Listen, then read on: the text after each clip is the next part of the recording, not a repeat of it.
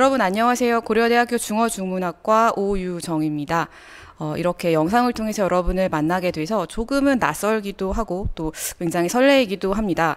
어떤 친구들이 또 어떤 미래의 어떤 우리 고대 중문과 학생들이 되실 분들이 이 영상을 보실지 모르기 때문에 잘해서 여러분의 하트와 좋아요를 꼭 받았으면 좋겠습니다. 자, 오늘 이 시간은 여러분에게 대학의 수업이 어떻게 이루어지는지 아주 살짝 맛보기를 하는 시간입니다. 아주 중요한 시간이겠죠. 그래서 쉽게 주어지지 않은 시간인 만큼 우리 과에 대해서도 아주 살짝 소개를 좀 하고 과에 대한 자랑을 좀 하려고 합니다. 그래서 여러분이 우리 과를 선택할 수 있도록 하는 데 목적이 있겠고요. 그리고 이 영상의 본 목적에 맞게 진짜 수업, 진짜 대학에서 이루어지는 수업에 대해서 아주 맛보기로 잠깐 진행해 보도록 하겠습니다. 길지 않은 시간입니다. 길지 않은 이 영상을 통해서 여러분께서 대학 생활에 대해서 그리고 우리 고대 중문과에 대해서 조금이나마 관심과 이해가 높아지는 그런 시간이 되었으면 좋겠습니다.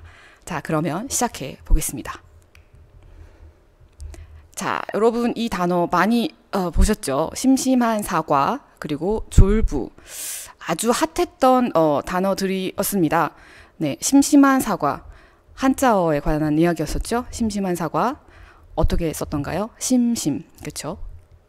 심할 심자와 깊을 심 이렇게 두 개의 한자로 이루어져 있고요. 매우 깊고 간절하다라는 뜻을 나타냅니다. 밑에 졸부는 무슨 뜻인가요? 네, 갑자기 졸과 부유할 부로 이루어진 단어죠. 삐부자 아닙니다. 삐부자 아니고요. 갑자기 된 부자, 벼락부자를 이야기합니다. 한자로는 이렇게 씁니다. 아무래도 여러분 저도 이 영상을 보면서 그 관련 기사를 보면서 굉장히 조금 처음에는 엄청난 충격을 받았습니다. 이렇게도 이해할 수 있구나 라는 생각을 했었는데요. 또 반대로 생각을 해보면 여러분들이 느끼시기에 이 한자 말이 생각보다는 익숙하지 않고 또 굉장히 어렵다라고 느끼실 수도 있을 것 같아요. 한자 사실 생각보다 어렵습니다. 우리가 생각보다 한자를 많이 접하지 않는다는 것을 우리가 또 알 수가 있죠.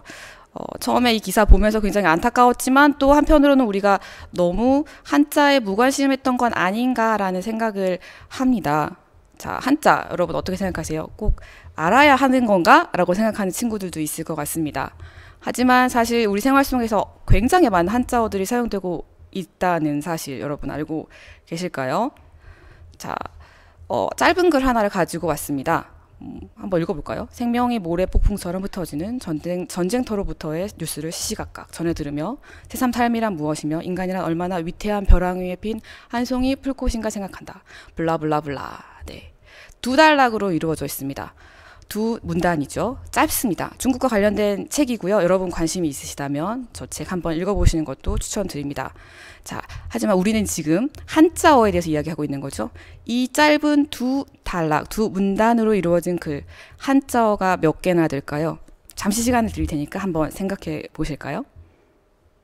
네. 몇 개가 있을 것 같아요? 10개? 15개? 20개 정도 될까요? 자, 보시겠습니다. 한자어만 바꿨습니다. 네. 이 글, 두 문단으로 이루어진 이 짧은 글이 총 78개의 단어로 이루어져 있거든요. 근데 이 78개에 이루어진 글에서 29개의 단어가 한자어입니다. 약 3분의 1, 37% 정도 되더라고요. 제가 계산을 해보니까 3분의 1이 넘는 단어입니다. 어렵습니까? 어렵다고요, 여러분. 하지만 이미 여러분은 이렇게 많은 한자어를 읽고 사용하고 이해하고 있습니다. 중국어에서 왜 갑자기 한자 이야기를 하냐고 생각하시는 친구도 있을 텐데요. 사실 여러분도 잘 알고 계시는 것처럼 중국어 한자와 뗄래야 뗄 수 없는 그런 언어입니다.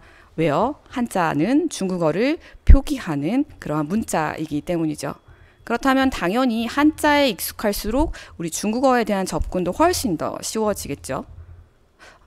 아니라고요. 중국어 한자만 어려운 게 아니라 발음도 어렵다고 하는 친구가 있나 본데 정말 그럴까요? 네, 재미있는 실험 게임을 한번 해볼까요? 제가 지금부터 여러분에게 아주 잠깐 초능력을 부여해 보겠습니다. 어떤 초능력이냐면 중국어를 전혀 몰라도 들으면 바로 이해할 수 있는 그러한 초능력입니다.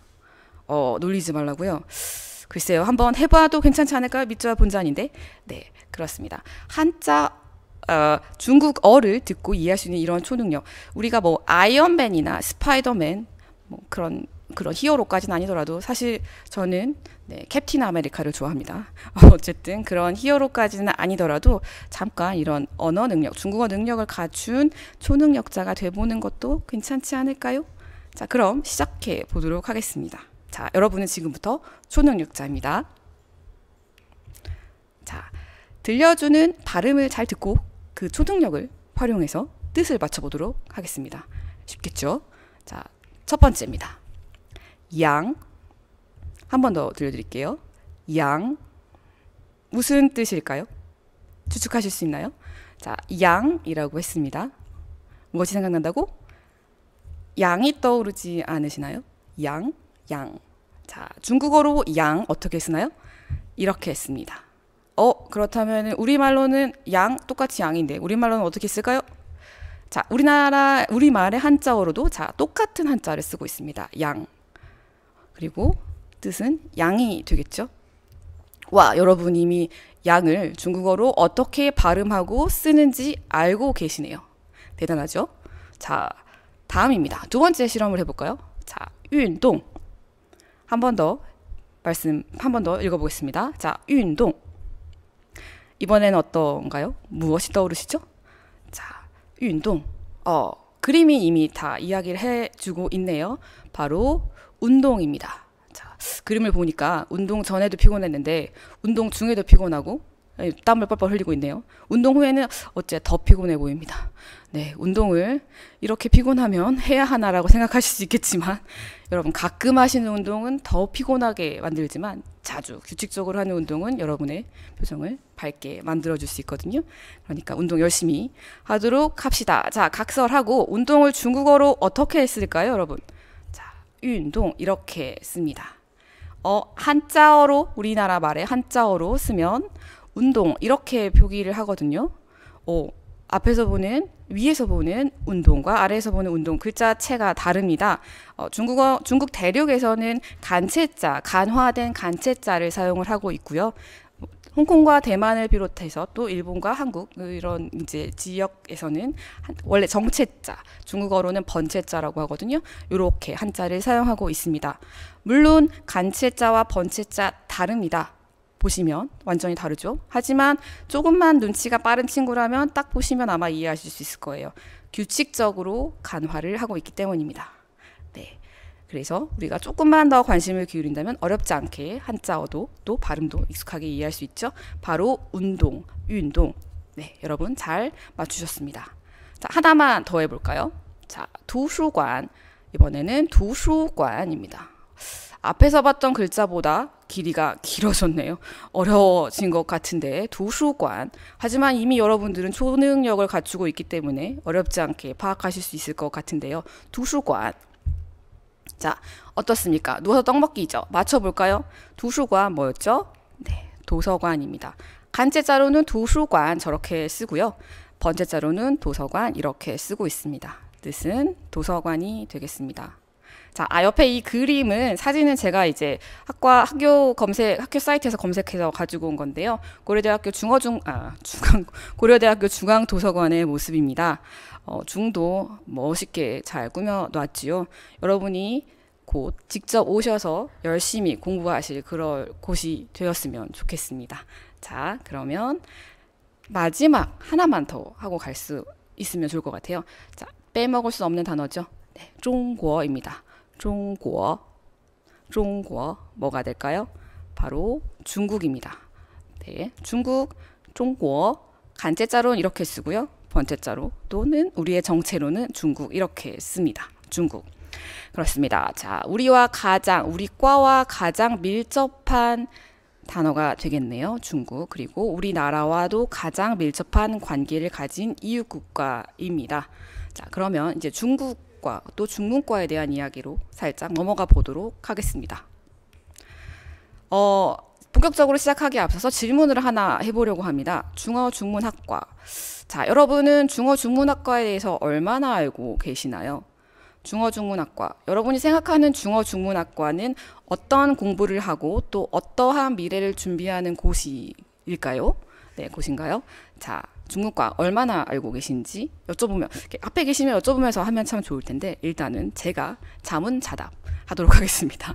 자, 중어중문학과 사실은 가끔 이러한 제가 자주 친구들에게 묻는 질문입니다. 중문과에서 무엇을 하고 싶니? 또는 너는 왜 중문과로 왔니? 라는 이야기를 종종 하는데요.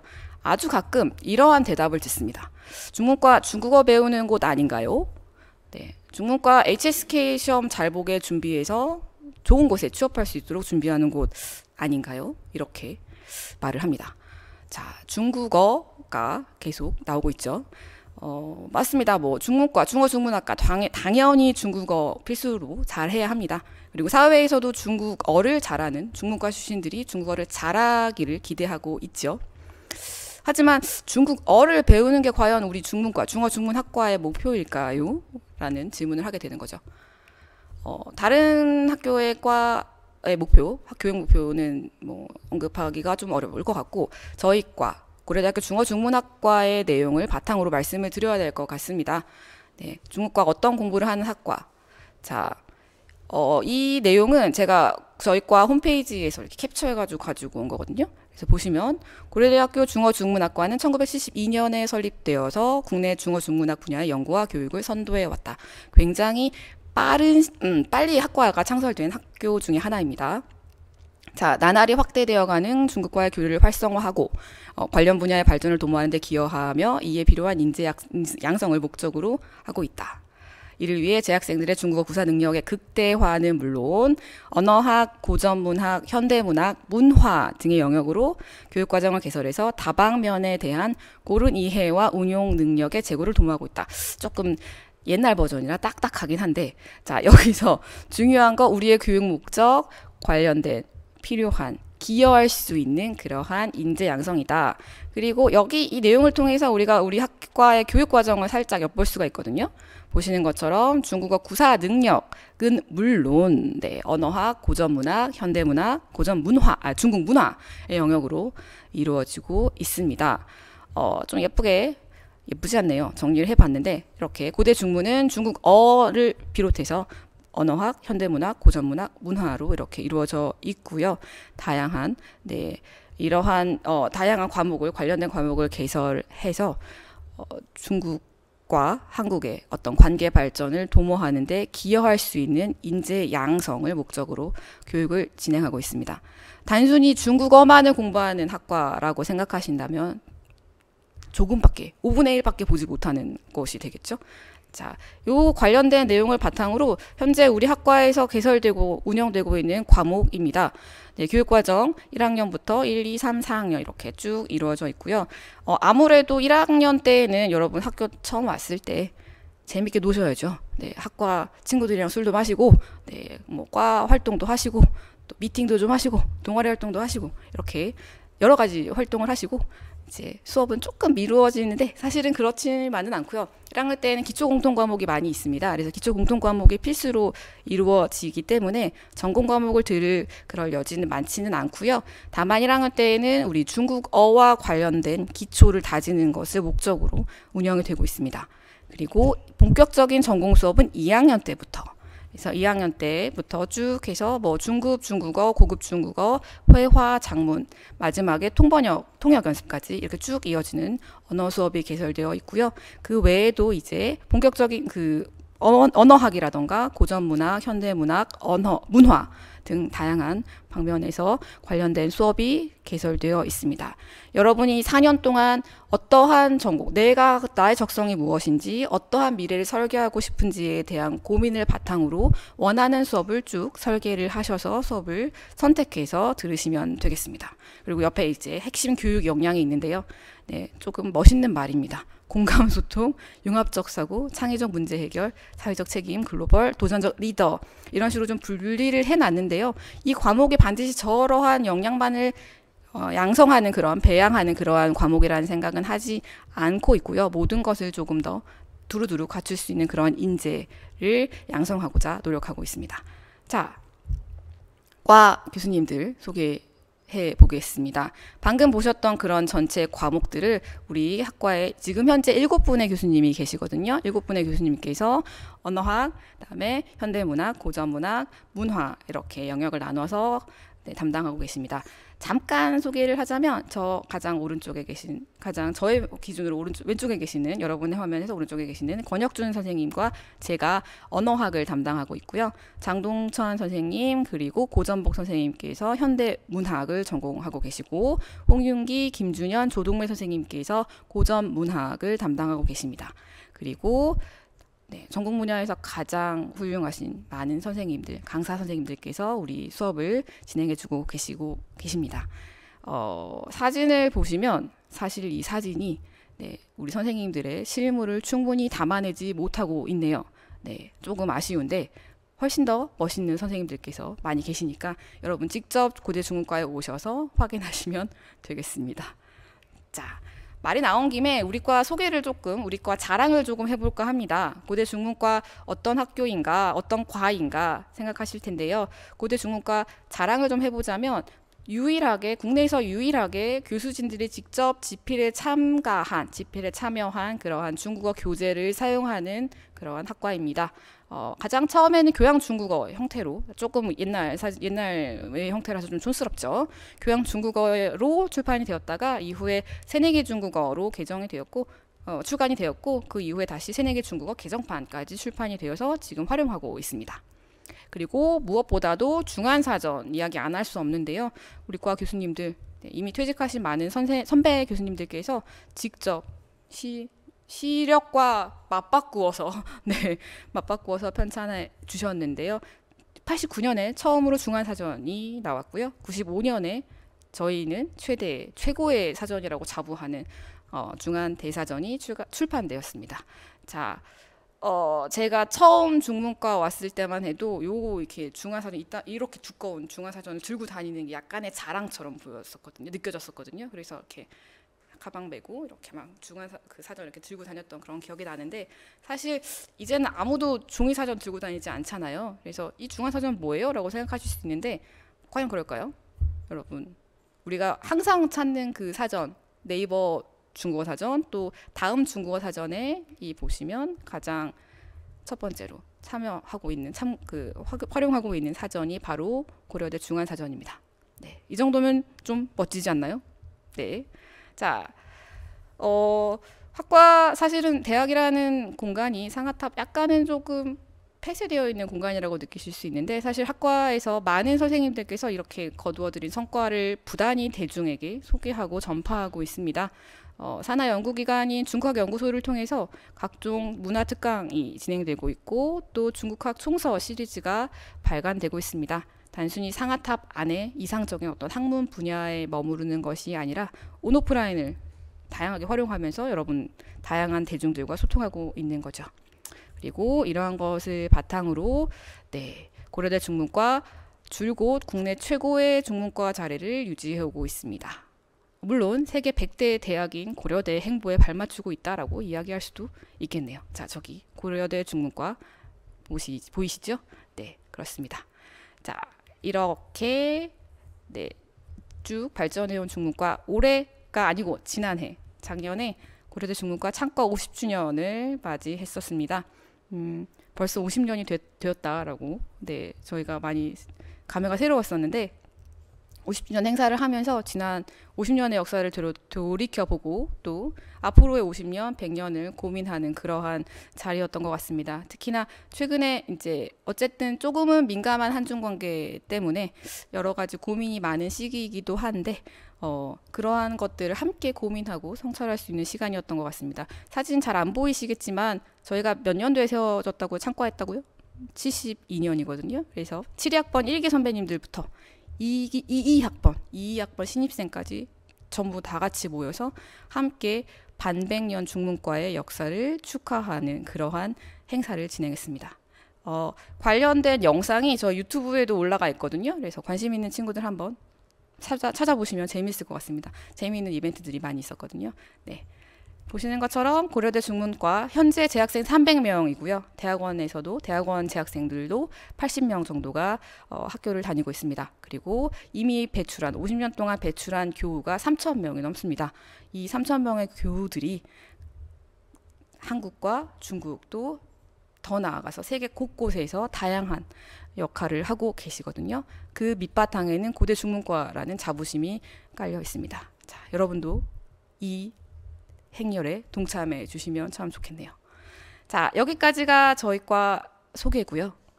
조금 사설이 길었네요. 자, 그럼 지금부터 진짜 대학 생활, 대학에 오면 어떤 수업을 할까 아마 여러분 많은 상상을 하고 계실 것 같은데 거기에 대한 맛보기 수업을 한번 진행해 보도록 하겠습니다.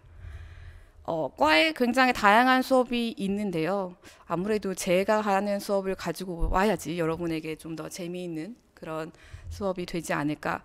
문법 재미있을까요? 라고 생각할 수 있겠지만, 네, 그래서 문법에 대해서 진행을 해보도록 하겠습니다. 제가 담당하는 수업 현대중국어 문법을 가지고 왔고요. 여러분 아마 딱 보시면서 문법, HSK 문법인가? 라고 생각하는 친구가 있을 것 같습니다. 하지만 아니라고 제가 말씀드렸죠. 자, 간단하게 과목 소개부터 해볼까요? 이 과목 소개 내용은 제가 실제로 실라버스 사용하고 있는 강의 계획서에 들어간 내용입니다. 그리고 항상 수업이 시작할 때 첫 시간에 오리엔테이션에서 소개하는 내용이거든요. 자, 같이 보겠습니다. 과목 현대중국어 문법 이 수업은요. 중국어의 언어적 특징을 이해하고 활용하기 위한 수업입니다. 자, 왜냐하면 언어는 언어 사용자의 사유 방식을 이해하는 가장 기본적인 내용이거든요. 그래서 이러한 언어를 이해하는 데 기본적인 문법사항을 이해하는 것이 필수적일 수밖에 없습니다. 자, 여기서 포인트, 중국어의 언어적 특징을 이해하고 활용한다. 그리고 무엇보다도 목적이 언어 사용자의 사유 방식을 이해하는 것, 중국어를 사용하는 중국인의 사유 방식을 이해하는 데 도움이 되는 것이 바로 이 문법 수업이라고 할 수 있겠습니다. 네. 자, 보시면 이게 2학기 수업입니다. 그래서 1학기와 2학기로 나눠져 있는데 2학기 수업에서는 이제 문장 성분이라던가 문장 구성, 무엇보다 중국인들의 문법, 문장을 구성하는 그런 문법의 원리를 설명하는 데 목적을 두고 있거든요. 그래서 이러한 기본 문법들을 바탕으로, 문법 사항에 대한 이해를 바탕으로 고급 중국어를 잘 활용할 수 있도록 그런 기초를 다지도록 하는데 강의 목표가 있습니다. 그리고 계속 설명하고 있는 것처럼 중국어에 반영된 중국인의 사유 방식에 대해서 이해하자.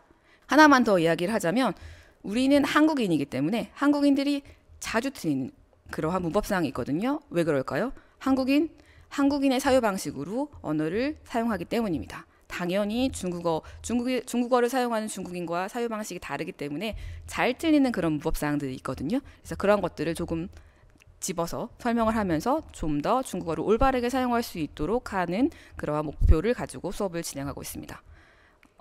자, 대학에서의 강의는 몇 주로 이루어질까요? 얼마나 수업을 하는지 혹시 알고 계시나요? 네. 16주로 이루어지고 있거든요. 그래서 16주 1주차부터 8주차 그리고 9주차까지 9주차에서 16차까지 이렇게 전체 내용을 구성하고 있고요. 8주차와 16주차에서 중간고사와 기말고사를 보고 있습니다. 지난 학기에는 10월 22일에 시험을 받고 중간고사를 받고 12월 15일에 기말고사를 받네요. 네, 여러분들 아직 성적은 다 나갔고 학생들이 만족을 했는지는 잘 모르겠습니다. 자, 그러면 첫 번째 수업을 한번 해보도록 할까요? 실제 제가 수업을 운영하는 방식으로 말씀을 드릴 테니까요. 한번 어떻게 진행이 되는지 간접적으로라도 체험을 해보시면 좋을 것 같습니다. 자, 첫 번째 강의는 중국어에 대한 개괄 수업입니다. 중국어란 어떠한 언어인가? 자, 이해를 한번 해보도록 하겠습니다. 자, 학습 목표를 먼저 봐야겠죠. 이 수업은 중국어를 부르는 명칭에 대해서 먼저 이해하는 것이 목표입니다. 그래서 그 중국어를 부르는 명칭에 대해서 이해하고 그것을 내 말로 설명할 수 있도록 해야 하는 그러한 목표를 가지고 있고요. 또 두 번째로는 중국어가 언어적으로 어떠한 특징을 가지고 있는지, 유형학적으로 어떠한 특징을 가지고 있는지 이해하고 그것을 설명할 수 있다. 이것을 학습 목표로 하고 있습니다. 자, 그러면 본격적으로 시작해 볼까요? 네. 자, 아마 많이 들어보셨을 것 같습니다. 중국어 중국어, 중국어, 한유, 한어, 보통화. 자, 이러한 용어 단어들이 굉장히 많이 여러 가지 혼재되어서 사용이 되고 있거든요. 그러면 이 중에서 어떤 단어가 어떻게 활용이 되고 있는지를 알고 계실까요?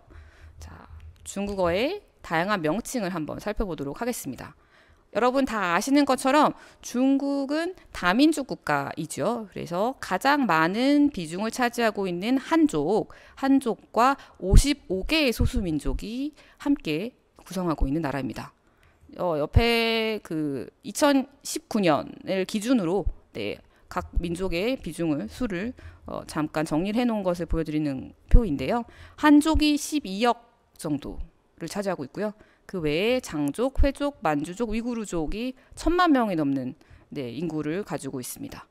쭉 보시면 밑에 조선족도 네, 180만 정도의 이 인구를 가지고 있죠. 물론 이게 이렇게 해서 전체 14억의 인구를 갖추고 있는데요. 이건 2019년 기준이기 때문에 최근엔 살짝 바뀌었을 수는 있습니다.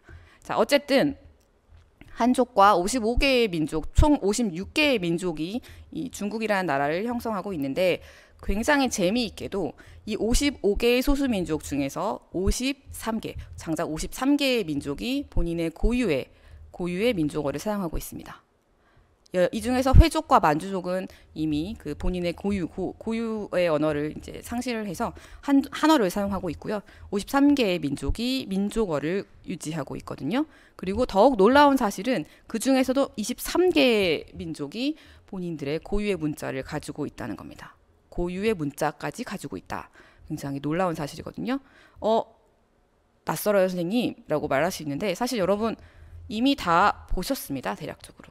이거 중국 돈입니다. 인민폐 100원, 100위안짜리 인민폐인데 인민폐를 뒤로 살짝 돌려보면 이 위쪽에 보시면 중국인민인항, 그러니까 중국인민은행 이 화폐를 발행하는 은행이죠. 그래서 중국인민은행이 있고요. 그 밑에 뭔가 조금 새로운 것들이 글자가 쓰여져 있는 것 같지 않습니까? 네, 차례로 몽골어, 장어, 티베터죠. 짱유, 그다음에 위구르어, 그리고 壮유, 광시 지역의 장족들이 사용하는 그러한 언어가 문자가 표기되어 있습니다. 생각보다 우리가 네, 이러한 다양한 소수민족의 문자를 확인하고 있었다는 거죠. 그리고 여러분 여행 많이 가셨을 텐데 지금은 좀 가기 어렵지만 여행을 가시면 곳곳에 가끔씩 그 표준어인 그 간체자 밑에 다른 문자가 사용되고 있는 걸 보실 수 있거든요. 같이 병기가 되어 있는데 그런 지역에서 해당 지역에서 사용하고 있는 고유어의 문자를 표기하고 있는 겁니다. 네, 조금만 관심을 기울이면 굉장히 다양한 것들이 보일 수 있다는 걸 알 수 있는 사실이죠. 네, 알 수 있게 되었습니다. 자, 그러면 중국어의 다양한 명칭 다시 돌아가서 자, 앞에서 봤던 중국어, 한어, 보통화 어떻게 구분되는지를 좀 살펴볼까 합니다.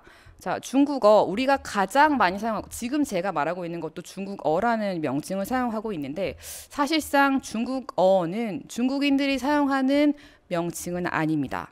중국 사람들과 대화를 해본 친구는 아마 어디에서도 중국어유라는 말을 들어본 적은 없을 거예요.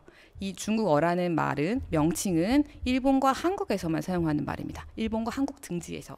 그래서 일본과 한국 등지에서 표준 중국어를 지칭하는 말로 중국어라고 사용을 하고 있는 거죠. 정작 중국 사람들은 중국어를 지칭하는 말로 뭘 쓸까요? 한유를 쓰고 있습니다. 네. 알고 계시는 것처럼 한족이 가장 많은 비중을 차지하고 있고 그런 한족들이 사용하는 언어가 바로 한유가 되겠죠. 그래서 과거와 현재 지역의 구분 없이 가장 포괄적으로 사용하는 명칭이 바로 한어입니다. 일반적으로는 현대 표준 중국어를 지칭하는데 그렇다면 현대 표준 중국어는 무엇인가? 보통화는 무엇인가? 라고 봤을 때 보시는 것처럼 널리 통용되는 말이라는 뜻을 가지고 있습니다. 자, 널리 통용되는 말, 표준어 뭘까요? 중화인민공화국에서 50년대에 정부에서 특별히 제정한 그러한 표준 중국어라는 말입니다. 자, 사실 우리나라에서도 표준어라는 용어를 사용하고 있죠. 한국어 우리나라 말의 표준어는 뭔가요? 교양 있는 사람들이 두루 쓰는 현대 서울말이라는 네, 정의를 가지고 있습니다. 여기서 포인트, 교양에 있는 사람들, 현대, 서울말. 이렇게 기준이 명확하게 제시되어 있는 것이 표준어라는 거죠. 그렇다면 중국어의 표준어, 즉 부통화 역시 그런 기준을 가지고 있겠죠. 자, 이게 그 기준입니다. 중국어로 되어 있네요. 네, 부통화 지 현대标准 한유. 그래서 부통화 이 베이징语音为标准音，以北方话为基础方言，以典范的现代白话文著作为语法规范，是通行于中国大陆及海外华人华侨间的共同语言. 이라고 말하고 있습니다. 다 이해하셨죠? 다 이해한 걸로 알고 있습니다. 하지만 설명을 편하게 하기 위해서 제가 번역을 좀 해봤습니다. 보시는 것처럼 보통화는 현대 표준 중국어이다. 자, 빨갛게 표시를 해놨습니다. 북경 발음을 표준음으로 발음에 대한 규정이고요. 북방화를 기초 방언으로 어휘에 대한 규정입니다. 그리고 모범적인 현대 백화문 저작을 규범적인 문법으로 한다. 문법적 기준을 제시하고 있습니다. 그리고 이것은 중국 대륙을 포함해서 해외 화교들이 두루 사용하는 화교들 사이에서 사용되는 공통 언어이다 라고 정의를 하고 있네요. 조금 이해가 되나요? 자, 그러면 이 표준어를 부통화라고만 하면 참 좋은데 이 부통화 외에도 다른 명칭이 또 사용되고 있습니다. 자, 부통화 방금 말한 것처럼 중국 대륙에서 50년대 이후에 정부에서 제정한 그러한 표준어인데요. 구어유라는 표현도 사용이 되고 있습니다. 사실 국어라는 표현은 우리가 더 많이 쓰는 표현이기도 하죠. 자, 국어는 나라국의 말씀어를 사용하고 있기 때문에 민족어입니다. 나라의 말이기 때문에. 그러면 중화인민공화국이 세워지기 전에 중화민국 시기에 이 국어라는 용어를 사용을 해서 그 당시의 표준어를 지칭을 했다는 거죠. 그리고 이 중화민국 정부가 대만으로 이동했죠. 그래서 대만에서는 여전히 국어, 구어유를 표준어의 명칭으로 사용하고 있습니다. 네, 그리고 하나 더 이야기를 하자면 여러분 혹시 만다린이라는 단어 들어보셨나요? 영단어죠. 만다린. 그래서 보시면 중국어를 지칭하는 영어의 표현이 뭡니까? 만다린이죠.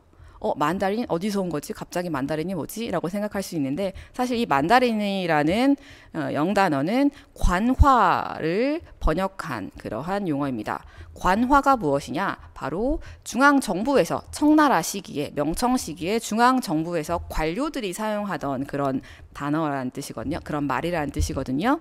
그래서 보시는 것처럼 만다린 한번 찾아보시면 그 표준 중국어 1, 2, 3번의 그 뜻이 있는데 세 번째 표준 중국어 외에 1번이 무슨 뜻입니까? 1번 바로 고위공무원, 관료라는 뜻입니다. 이해되시나요? 그래서 이 관료가 쓰는 말이라고 해서 관화라고 했고 그것을 영어로 번역을 하면서 만다린이 되었다. 이렇게 보시면 중국어의 표준어가 부통화, 대륙 쪽에서는 부통화라고 하고 대만 쪽에서는 구어위라고 하고 그리고 영어를 사용하는 영어 명칭은 만다린이구나 라고 이해하실 수 있겠습니다. 재밌죠? 좋습니다. 그리고 그 밖에도 중문, 중원, 우리 중문과라고 하는 것처럼 중원이라고도 사용을 하고 또 중국화, 중국어유라고는 쓰지 않지만 중국화라는 말은 씁니다. 화, 말이거든요. 입말, 말로 하는 그러한 말입니다. 그래서 입말 중국어를 중국화라고 하고요. 널리 두루두루 또 사용되는 것이 화유라는 표현이 있습니다. 여기에서 화가 무엇이냐? 자, 화 바로 중국을 지칭하는 말이거든요. 그래서 화하, 중화 이런 거 많이 들어보셨을 텐데 이 화하, 중화 모두 중국을 지칭하는 다른 표현입니다. 그래서 화교라던가 화예라던가 다 중국의 재외동포 화교, 중국의 후예, 자손 이렇게 말할 때 화예라고 하고요. 중국 상인들을 말할 때 화상이라고도 말을 하죠. 네, 그래서 이렇게 화유라는 표현까지 사용이 되고 있습니다. 이제 조금 다양한 중국어와 관련된 용어들이 머릿속에 정리가 되었을 거라고 생각을 하고 기대하고 자, 다음 주제로 넘어가겠습니다. 두 번째 주제는 중국어의 특징입니다. 중국어라는 언어가 어떠한 특징을 가지고 있는지에 대한 설명을 해보자라는 건데요. 예문을 보면 사실 우리 다 알고 있는 그 사랑해라는 말을 통해서 이미 중국어가 가지고 있는 특징을 대략적으로 이해할 수가 있거든요. 자, 보시겠습니다. 我爱你, 你爱我. 밑에 제가 영어와 한국어로 번역을 해놨습니다. I love you. 나는 너를 사랑해. You love me. 너는 나를 사랑해. 보시면서 어떤 느낌이 있으신가요? 낭만적이야 이 정도? 그렇다기보다는 자, 我爱你와你爱我 보시는 것처럼 글자, 문자가 달라요. 당연히 한자어, 영어, 그쵸, 알파벳 그리고 한글로 이루어져 있는데 자, 어순을 먼저 얘기해 볼까요? 주어와 수어와 목적어의 어순으로 나오고 있죠. 영어도 주어, 수어, 목적어의 어순입니다. 하지만 한국어는 어때요? 나는 너를 사랑해. 주어, 목적어, 수어의 어순입니다. 그래서 중국어는 주, 술, 목의 구조를 가지고 있는 언어이다를 알 수 있겠고요. 그리고 보시면 我와 니가 자리를 바꾸면서 뜻이 완전히 달라졌죠. 나는 너를 사랑해, 我爱你. 그런데 너는 나를 사랑해 했을 땐你爱我. 보시는 것처럼 형태가 변화가 없어요. 다만 위치만 바꾸면서 네, 뜻이 전달되고 있죠. 영어 I가 목적어로 바뀌면서 me로 바뀌었습니다. 굴절되었다라는 표현을 쓰죠. 한국어 어때요? 나는 너를 이라고 했다가 너는 나를 는과 르이 바뀌어서 쓰이고 있습니다. 어떠한 다른 성분이 붙었습니다. 교차거라고 합니다. 반면에 중국어는 그런 거 없습니다. 귀찮은 거 없어요. 그냥 위치만 바꾸면 되는 고리버입니다. 뭐 이러한 것들 대략적으로 눈치챌 수 있겠죠. 조금 설명을 두서없이 했는데 이걸 좀 정리를 해보자 라고 하면 자, 먼저 중국어 방금 말씀드린 것처럼 SVO 주, 술, 목의 어순을 가진 언어입니다. 그래서 我爱你, 你爱我 이렇게 되고요. 한국어 나는 너를 사랑해 SOV 언어이죠. 영어는 중국어랑 같은 SVO 언어입니다. 이해되죠? 자, 그리고 중국어 하다 보면 이런 얘기 되게 많이 듣습니다. 중국어 성조가 너무 어려워요, 선생님. 성조를 할 수가 없어요. 막 이런 언어가 어디 있어요? 라고 막 저한테 투정을 부리는 친구들이 아주 가끔 있는데 사실 성조 언어는 생각보다 많습니다. 네. 세계 언어는 성조를 가진 언어와 가지지 않는 언어로 구분이 되고 공교롭게도 우리말, 한국어나 우리가 가장 많이 접하는 영어가 성조를 가지지 않기 때문에 굉장히 낯설게 느낄 수 있지만 중국어 성조 가진 언어이고요. 중국어 외에도 베트남어, 태국어 이런 언어들 다 성조를 가진 언어이거든요.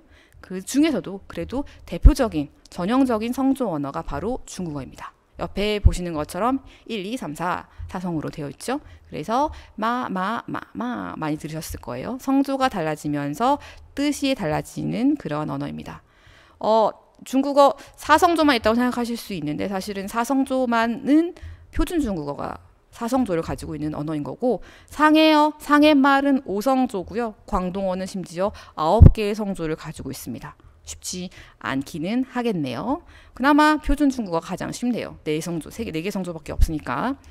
그래서 뭐 옆에 그냥 제가 써놨는데 말마이 같은 경우에도 마이, 사다, 마이, 팔다 성조가 달라지면서 뜻이 달라지죠. 그러면 여러분 상점 가서 물건 살 때 我要买 해야 되는데 我要卖 하면 사러 갔다가 팔아야 되는 그런 상황에 처할 수 있게 된다는 거죠. 그러니까 성조 조금 주의해야 할 필요가 있겠네요. 자, 그 다음으로 중국어 단음절 언어입니다. 말이 좀 어렵습니다. 단음절, 하나의 음절로 이루어진 언어다라는 뜻인데요. 중국어에서 단어 하나하나가 주로 하나의 글자로 이루어지죠. 그리고 하나의 글자가 하나의 음절을 나타냅니다. 이러한 언어를 단음절 언어라고 하는데 보시면 중국어 산수,山水大小男女见说 이렇게 글자 하나가 다 각각의 의미를 가지고 있는 최소의 의미를 가지고 있는 그러한 문법 단위이거든요. 그래서 이렇게 이름절로 구성된 단음절 언어이다라고 특징을 말씀을 드리는데 사실 모든 단어가 단음절로 이루어진 건 사실 아니고요. 뭐 부타어나 뽀리 같은 것들 이렇게 이음절로 구성된 그러한 연면자도 일부 존재하기는 합니다. 하지만 대부분의 단어가 하나의 글자, 하나의 음절로 이루어진 단음절 언어라는 특징, 그것은 기억해 두셔야겠죠. 자, 넘어가면 자, 다음으로 고리버입니다. 이미 앞에서 설명했었죠. 그래서 우리나라 말처럼 격조사라던가 어미 같은 것들 뭐 하겠다, 했다, 또는 get 이러한 것들이 붙어서 나타나는 교차어가 아니고요. 또 영어처럼 영어에 뭐 현재 시제는 s가 붙고 과거 시제는 ed가 붙는 것처럼 그렇게 굴절하는 거, 아이가 미로 바뀌는 것처럼 그러한 굴절 언어가 아니고 중국어는 그냥 그 글자를 그대로 쓰면 됩니다. 변함이 없는 거죠. 격조사라던가 성이나 수, 격에 따른 굴절 현상이 없는 그러한 고리버라서 그럼 뭐가 중요할까요? 어디에 배치하느냐가 굉장히 중요한 언어가 되겠죠. 그래서 어순이라던가 일부 문법적인 특징만을 나타내는 문법적인 의미만을 나타내는 기능어가 굉장히 중요한 언어입니다. 고리버이기 때문이거든요. 네, 그래서 이렇게 고리버의 특징도 가지고 있습니다. 그리고 자, 양사가 발달한 언어이다라고 제시를 하는데요. 양사, 양을 나타내는 단어입니다. 양사, 그쵸? 그래서 보시면 이거는 200뭐这本书처럼 거라던가 바라던가 뻔이라던가 이런 것들이 사용이 되는데 사실 한국어도 양사가 매우 발달한 언어 중에 하나입니다. 그래서 우리 책 한 권 할 때 그 권자라던가 사람 한 명, 두 명 할 때 명이라던가 이러한 것들이 양사인데요. 다만 중국어는 그 양사를 사용한 어순이 네, 지시대사나 수사 다음에 명사가 오는 게 아니라 우리는 한 권이잖아요. 책 한 권, 수사 양사의 순서로 쓰는데 중국어는 양사가 먼저 사용된다. 수사, 양사, 명사 이렇게 사용이 된다라는 걸 조금 주의해서 볼 필요가 있습니다. 그리고 여러분 뭐 느끼시겠지만 런이라던가 떠라던가 슈라던가 어떠한 단어에 붙느냐, 어떠한 명사에 사용되는 것이냐에 따라서 양사가 달라집니다. 그래서 이 양사만으로도 어떠한 사물인지를 나타낼 수 있다는 거죠. 그래서 이 양사는 사물을 분류하는 기능을 가지고 있다라고 해서 분류사라고도 불립니다. 마지막으로 중국어는 화제가 매우 발달한 언어입니다. 자, 화제가 뭔가요? 내가 화제를 전환한다라고 쓸 때 그 화제도 화제이거든요, 사실은. 그래서 화제, 내가 하고 싶은 말의 대상인 거예요. 그래서 내가 이거에 대해서 설명하고 싶어 했을 때 먼저 그 대상을 이야기하고 그거에 대한 설명을 쭉 하는 거죠. 그래서 보시면 동물은 호랑이가 제일 사납다. 动物老虎最厉害라고 했어요. 动物老虎最厉害라고 했는데 그러면 동물은 이라고 내가 설명하고 싶은 대상, 동물을 제시를 먼저 하는 거죠. 그리고 어떠하다라고 설명을 하는 거죠. 그리고 뭐蔬菜黄瓜和茄子比较便宜 이런 식으로 쓰거나 또는 水果我最喜欢苹果 과일 중에 과일 나는 사과가 제일 좋아 라고 말하는 거죠. 여러분 어때요? 뭔가 조금 익숙하지 않나요? 한국어와 굉장히 유사하게 사용이 되고 있죠. 우리가 보통 어순만을 얘기했을 때 SVO, SOV, 주술목, 주목술 이렇게 구분을 해서 한국어와 중국어가 굉장히 동떨어진 언어라고 생각하는 경우가 되게 많거든요. 그리고 한국어가 영어와 유사한 언어라고 생각하는 경우가 되게 많은데 사실 화제가 발달한 언어라는 차원에서는 중국어와 한국어가 굉장히 유사하다라는 거를 아마 쓰시면서 아시게 될 겁니다. 네, 그러한 발견해가는 재미가 있는 거거든요. 그래서 보시면 우리나라에서 화제를 나타낼 때 은는이 사용이 되고요. 가 같은 것들, 이 가는 주어를 나타낼 때 사용이 됩니다. 그래서 이렇게 화제 중심의 언어라는 것. 화제라는 말을 저는 굉장히 많이 쓰는데 중국어에서 화제 굉장히 중요하거든요. 그래서 나중에 또 저와 수업을 할 기회가 있으시다면 그러한 것에 대해 더 많은 이야기를 할 수 있을 것 같습니다. 자, 이렇게 해서 내용을 다 파악을 했고요. 그렇다면 이제 우리가 쭉 배웠던 학습 목표가 뭐였었죠? 처음에 중국의 명칭을 이해하는 거였고 그 다음에 중국어의 특징을 이해하는 거였거든요. 그러면 배운 내용을 바탕으로 한번 다시 리마인드를 하시면서 중국어의 다양한 명칭을 설명해 보세요. 여러분 스스로 설명을 해보시고 또 중국어의 제가 여섯 가지의 언어적 특징에 대해 설명을 드렸었는데 그 언어적 특징에 대한 설명을 스스로의 말로 해보는 시간을 아마 여러분이 제 앞에 계셨다면 시켰을 겁니다. 네, 네, 같이 토론해보는 시간을 가졌을 텐데요. 오늘은 그런 내용은 넘어가도록 하겠습니다. 자, 이렇게 해서 저희 대부분의 수업이 이루어지고 있고요. 아주 정말 맛배기만 보여드린 거거든요. 그래서 진짜 수업은 함께 대학에 오셔서 할 수 있었으면 좋겠습니다. 자, 마무리를 해보겠습니다. 제가 최근에 이렇게 다른 교수님한테 이런 영상을 링크를 받았거든요. 최근에 굉장히 유행했던 영상이라고 조금 시간이 지난 것 같긴 한데 굉장히 유행했던 영상이라고 하더라고요. 중국가 오지 마요라는 영상이었습니다. 네, 저도 봤는데 아주 재밌었습니다. 그래서 보면서 많이 웃었는데 내용 자체가 반박할 수만은 없는 약간의 우픈 그런 현실이 분명히 존재합니다. 네.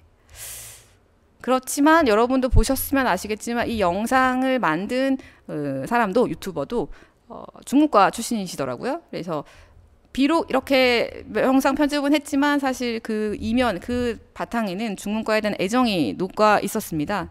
그래서 네, 여러분 뭐 이것만 보고 중문과 진짜 가면 안 되나요? 막 이렇게 생각할 수 있는데 그건 아니라고 저는 말씀을 드려야 될 것 같고, 사실 이러한 영상의 이 영상에서 말하고 있는 주요 내용은 중문과를 중국어를 배우는 학과 또는 취업을 위한 학과라고, 취업을 위해 거쳐간 학과라고만 생각을 한다면 네, 아마도 중문과 오지 마요가 맞는 말일 수 있습니다.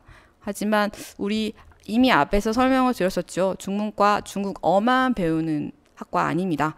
네, 중국어를 바탕으로 언어학, 문학, 문화 등을 배우고, 그러한 것을 배우는 목적은 무엇이다? 중국인을 이해하는, 그런 중국인의 사고방식을 이해하는 그러한 것이라는 거죠. 그래서 그러한 이해를 바탕으로 우리와 함께 공존하는 데 기여하는 그러한 인재가 되자, 그러한 자질을 갖추어 가자라는 목적을 가지고 운영되고 있다는 겁니다.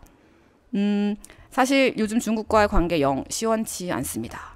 네, 조금 민감하기도 하고요. 하지만 그렇다고 해서 우리가 감정적으로 중국 아니야, 중국이랑 안 해, 이렇게 말할 수 있을까요? 아니거든요. 네, 너무나 당연하게 대답은 노입니다.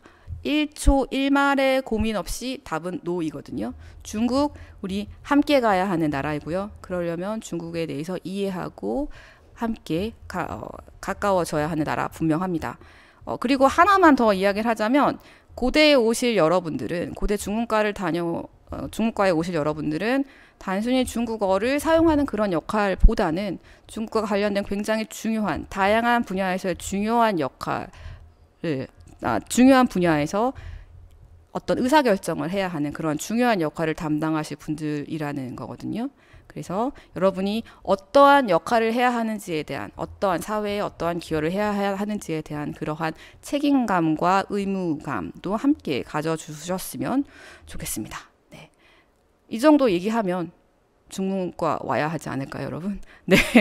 고대 중문과에서 여러분을 기다리도록 하겠습니다. 네, 가오다중원시 샹제니라고 말씀을 드리면서 이 영상을 마치도록 하겠습니다. 네, 함께 해주셔서 감사합니다.